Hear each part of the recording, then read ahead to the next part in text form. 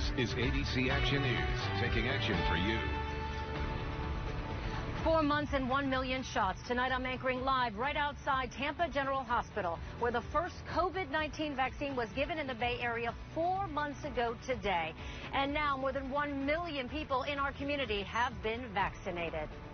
Our live in-depth coverage continues this half hour as we sit down with the nurse who gave that very first shot. Plus, we will have the newest developments surrounding the Johnson & Johnson vaccine. Good evening, everyone, and thanks for joining us. I'm Wendy Ryan. And I'm Jamison Euler. Wendy will join you in just a moment. But first here at 6 to the latest on the Johnson & Johnson pause. After an hours-long meeting, a group of CDC advisors will not make a recommendation today on what to do with the shot after reports of severe blood clots. The CDC and the FDA are reviewing 6 reported cases in the U.S. of a rare and severe type of blood clot in people after getting the Johnson & Johnson vaccine. Health officials stress these cases appear extremely rare, with nearly 7 million doses of this vaccine administered in the U.S. as of Monday. After a lengthy discussion, advisors ultimately decided they want to meet again to get more information on the risks and benefits. Dr. Michael Tang with USF Health shared the importance of this process. We've had so much trouble making sure that people trust the vaccines, making sure people trust government and healthcare. That this is important to establish trust, that that these things are taken seriously. And a time to reconvene, which could be in a week to 10 days.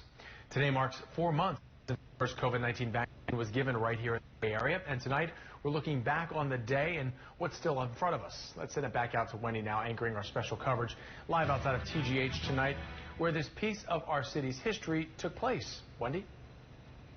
Yeah, that's right, Jamison. And for anyone who out there who watches ABC Action News, you hear us promise to bring you depth and more context on the big issues impacting our community. And what's bigger than the COVID-19 vaccine rollout?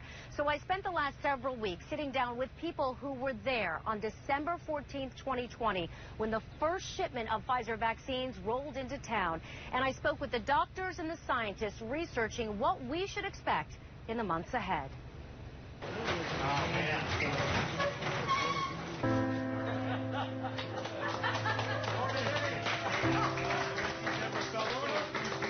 4 months ago, 20,000 doses of the Pfizer vaccine arrived for the first time in the Bay Area at Tampa General Hospital.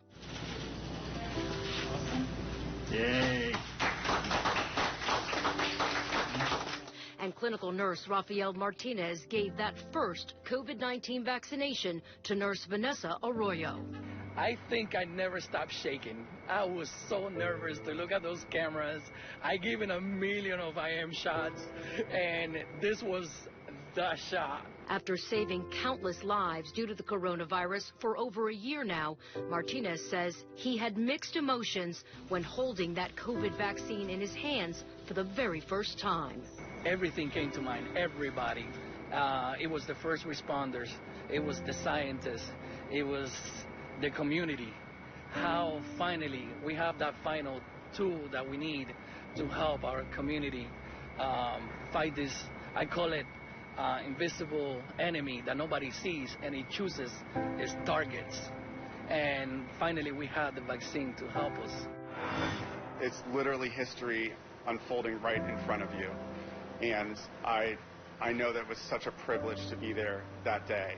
Video journalist Taylor Vincent has worked at ABC Action News for almost a decade and was the only news videographer to record that historic moment for stations and networks around the country and the world. It was just this kind of incredible moment of me being up close and personal, just inches away from these tiny little vials that were going to change the world. So that's the moment that I know I'm going to remember for the rest of my life. And after covering countless stories of tragic loss during this pandemic, Vincent was deeply moved to be filming what would finally save lives. I hope that I was able to be a small part that day of sort of heralding to the nation, to the world, there's help on the way. There's help on the way. When I would walk a COVID unit, and I would look in the rooms of these COVID patients, it's scary. They're scared. It's a real disease. They're fighting for their lives. They can't breathe. Tampa General Hospital CEO John Corris says watching how the coronavirus has affected the Bay Area has been life-changing. So when he found out TGH was selected to be the only hospital in the Bay Area to receive the first round of vaccines, he was proud. But even more proud of his employees' strength, grit, and resiliency during this unprecedented time. To watch my team care for these people, these human beings, these souls that we're responsible for was amazing. It was absolutely amazing. And when those 20,000 doses arrived, Corris says he was finally optimistic about the future. For the first time in a very long time, I felt very hopeful. The vaccine works. It's effective. You have to trust the science. Because the vaccine here in Florida is now open to all ages, reaching herd immunity could be in the very near future. But scientists still warn because the coronavirus is a global pandemic, the variants continue to spread and develop around the world, and we can't let our guard down. So this really is a global problem. We need to be thinking about global vaccination. We also need to be thinking about global surveillance. So if we're going to update this vaccine every 3 years or something, we really better know what's happening globally so we can update it accurately. Dr. John Wherry has been studying COVID variants and says they're constantly changing because the virus continues to mutate and spread. So the longer we let the virus spread unchecked, the more risk we have of variants arising that our vaccines are not good at protecting from. Other doctors have similar concerns about the spread of new, even more contagious variants. Because Florida's a place where there's a lot of international travel, as you kind of referenced, there's a lot of commingling of potential virus exposures, and now you end up with all the different types of variants that you'll see around the world. TGH's Dr. Abe Schwartzberg has been researching the COVID variants as well with new technology. He uses a patient's molecular fingerprint to better understand exactly which strain of any virus or disease they have. So being able to sequence based on a blood draw or a biopsy allows us to be very specific and then tailor therapy as needed.